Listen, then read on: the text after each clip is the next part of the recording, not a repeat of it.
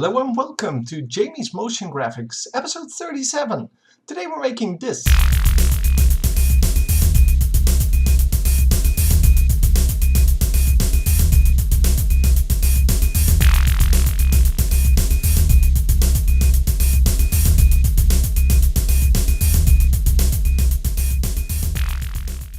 This entire animation has been made with expressions, and yeah, that's what this video is about. So yeah, keep watching if you are interested in those. And if you have questions, don't hesitate to ask them in the comments. Okay, today we're doing it a little bit differently from what we normally do. I already have everything set up, as you might have noticed. So what we have is a simple gray background, and that is none of your concern because, well, it's just a layer. And that was one of my cats. And what we have is we have this rectangle, which is actually a rounded rectangle, by the way. And it is, well, it has quite a few expressions on it. So what the plan is here is to duplicate this layer about 20 times, and then we have our animation. Everything else is in these expressions. So let's start with seeing what I actually set up. So first of all, I just have a color, a light blue on the stroke, a dark blue on the inside. And then I put a fast blur on it, and as you can see, we have several expressions, well, you can also see them over here, that describe the behavior over time. So what we have, first of all, let's go to the size. For every index, which is every layer basically, this rectangle becomes 30 bigger. So currently it's 80 by 80, so the next one will be 110 by 110, and the next one 140 by 140, and so on. I'll hang on. I don't know if this is clear enough, so I'll paste it in here. This is what it actually says. It says content rectangle 1. Rectangle path 1, which dot size, which is basically just the value that is here. So currently 80, 80. If you want to change that, just turn off the expression, and you can change it. There you go. And now it's no longer a square. You can make it whatever you want. Anyway, it's just that, and then plus, well, for the x value, which is the width, I guess. Well, it doesn't really matter. For the x value, it's 30 times index minus 1. So index minus 1 is 0 for the first layer. And then it goes 1, 2, 3, 4, and so on. So 30 times that, and then 30 times that. So if you make it, for example, 100 by 80, then you want to address this by making this, for example, 30 and this 24. So it's pretty easy to understand. Anyhow, that is just the size. So the size will change with every, well, next one. So then let's take the color. We have two color equations. This one is on the stroke. This one, hang on. This one is on the fill. That's not the right one. This one's on the fill. And as you can see, it just says the content of the color, so the color I picked basically, and then we multiply that by, in the light colors case, 1 minus index minus 1, so once again index minus 1 is 0 for the first one because, well, that's just the way I programmed it. So I don't want the first one to change. You can of course just ignore that and pick a slightly lighter color. And 1 minus this divided by 20. So the index divided by 20 means that layer 20, well, layer 21 actually, but layer 20 will have something like 0. So this will multiply by 0 for layer number 20, which means that the color will be black by that. So maximum number is 20. Then here we have 1 plus index divided by 5. So for the index, this means that we can multiply it. Every 5 layers it gets multiplied by 2. That's why it's a dark color, because it has a low number in it. So it has a number like 50 in it. So 50 times 2 becomes 100, and then that times 2, that again becomes, what did I say? probably 200 was the answer. And we can go up to 255. So this will work. Actually, it works with RGB values that are between 0 and 1, but the same principle applies. You can double it twice and still be in a color range that is actually acceptable without repeating the color over and over. So yeah, it's just that. There's nothing really spectacular to it. It's just an equation that changes the color. You can also add a direct number to it. So if you do plus and then you want to just add a direct value to it, it has to look something like this. 0.5, 0.5, 0.51, something like that. This value has a maximum of 1. All of the values have a maximum of 1. But this is the alpha, basically the transparency. So if you set that to 1, it will actually be great. And you can also add numbers to this. So if you do 0.5 times index, 0.5 is a little bit too high, but 0.02, something like that, times index, that means at 20 it will add 0.4. So yeah, you can figure it out. It's not that hard to understand. So the big one then, oh no, let's first do the last small one. This is for the blurriness. So I actually put a blur filter, a fast blur on there, and I put an expression on the blurriness. The expression is just index minus 1, which means that it's index, but it doesn't, so it's the layer number, but it doesn't apply to the first layer. Times 2, the times 2 is just because it looks good. You can also try like times 4, times 20, it just blurs more. There's nothing else to it. It's not very difficult to understand. Basically every next layer becomes bigger and blurrier. That's the concept there.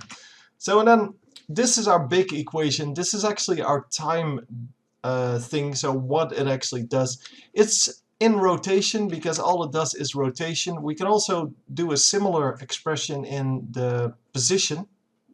Only position is two-dimensional, so keep that in mind. So here we first set rotation speed. We set delay number, which is the number of frames we want to delay. We will see that in a moment. No, well, I can explain that now.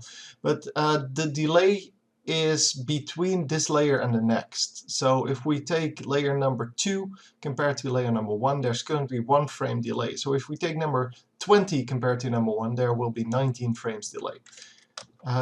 Yeah, so then the first transition, second transition, third transition, fourth transition are just times at which something happens. So the time is currently 1 second, 5 seconds, 8 seconds, 15 seconds, plus, and then this equation over here, which is the index minus 1, which is basically just the index, but it doesn't apply to the first layer. And then, so basically the index divided by 30, which is the amount of frames per second that I have, and then divided by the delay number, which means that if I set delay number to 2, there will be 15, well, it will change 15 times per second, or per, yeah, something like that. So the overall thing will change twice as fast. That's the entire point. So currently I have it set to 1, so this divided by delay number doesn't actually do anything. But if I set it to 2, you will see that it becomes different. Anyhow, the equation itself then here is just an if-else statement. So if time is smaller than the first transition, which means for the first layer it's just 1, because index minus 1 is 0, and then divided by something random, doesn't really matter. Then the second one will be 5, the third one 8, the fourth one 15. But then for the next one, it will be 1 plus 1 frame.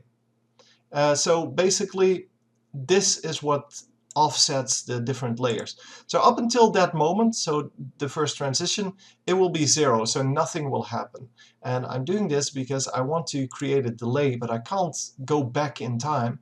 So I'm going to go forward in time for 1 second. Up until the 1 second mark, nothing will happen. And of course I can always translate that back.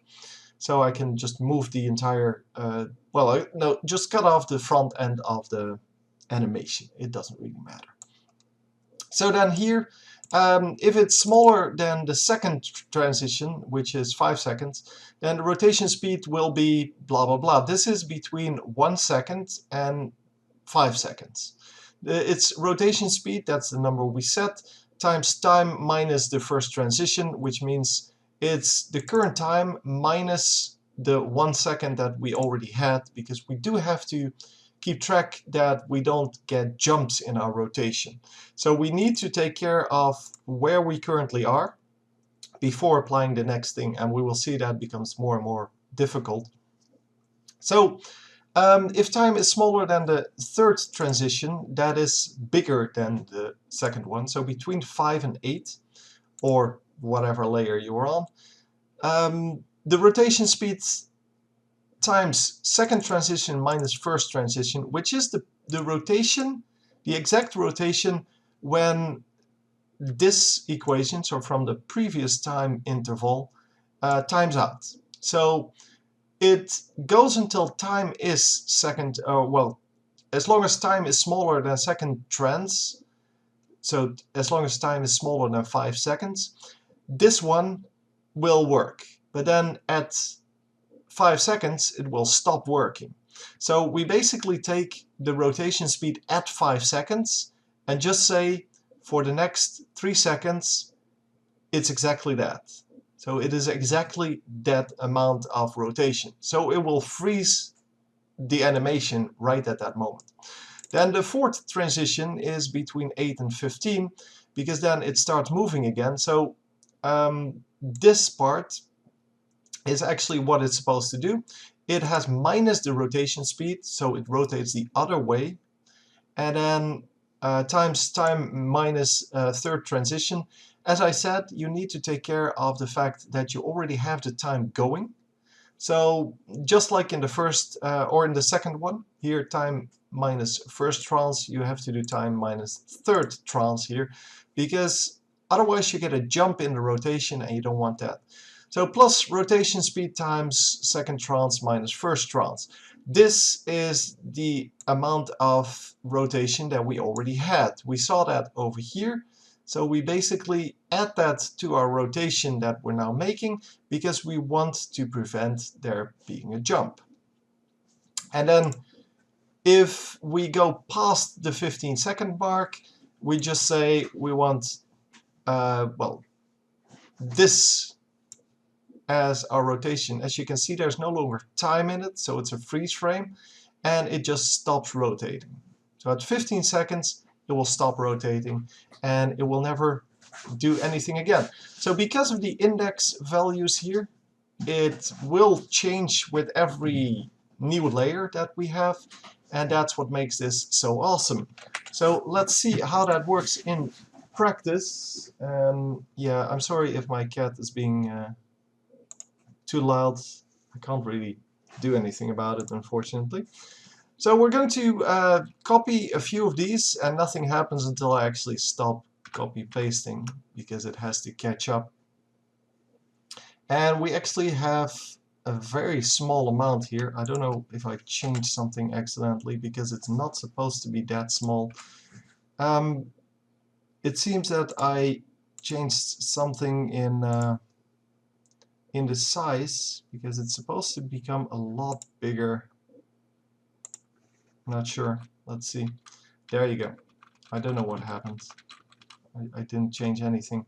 So this is how it's supposed to look. Yeah, we have 15. Let's make it 20. And there we go. So now if we look at different spots, we will actually see that it becomes like this. And I will show you the entire animation in a moment, but it will take a while, so I'm just showing you freeze frames. Then between 5 and 8 we were finishing up, and as you can see it's stopping and then freezing in that exact position, and then it will continue. It will rotate the other way this time, and then at 15, I believe, it will freeze again, and in this case be exactly what we started with, which is not a total coincidence, but yeah, it's nice. The thing is, you can, in principle, just start over again now, and that was why I did that. But it doesn't really matter. So what it looks like is like this. And there you see it. You can see that yeah, the layers underneath it actually lag behind a little bit, and that's exactly the point of the animation, of course. So we can change several things about it, well, virtually everything, because that's how it's programmed. So yeah, the entire thing is well, not fully flexible, but fairly flexible. So if we just delete all the other layers, because that's how this works, you just yeah, you just pick something, some other stuff that you need. Let me take a darker color here. You fix whatever you need, and then you copy paste that into all the other layers. So if you, for example, would like to have, well, as I said, let's make this 100 by 80, and we want to keep that well, that size alive, of course. So we're going to multiply this by 24 and the other one by 30. So keep the ratio alive. Yeah, that, for example, we can also set the blurriness, for example, to 0. Let's make it times 0, so we keep the expression. We can also make the rotation speed higher or lower, whatever. We can make the timings different. I don't know, 9 seconds, something like that, and it will all work. So yeah, I'm not going to mess with the colors because they're actually pretty hard to set up. Yeah, you can of course just grab a different color though. I mean, it's all good. You just grab this and you grab, I don't know, this, and then you have a different color. So if we now just play it, let me just play it from here. Oh, yeah, we do have to duplicate the layers, of course. So we duplicate the layers, it will automatically copy everything, and you can see that it becomes brighter and the edge becomes darker, and that's exactly the way we wanted it.